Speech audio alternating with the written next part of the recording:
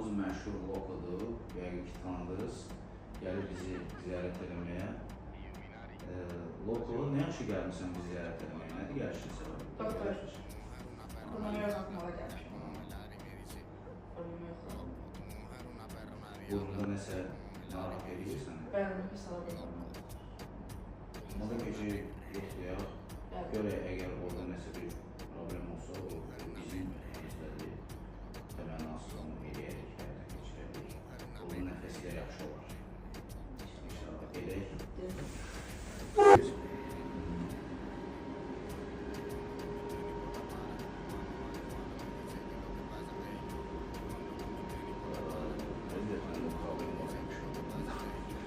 Çəpər əyir.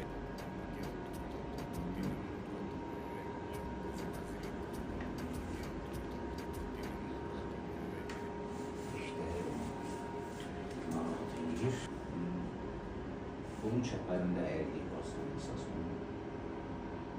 Vaxtı çatanda 18 yaşın tamam olsun. İnşallah onu gələrsən, həll eləyək. Lok eləyək.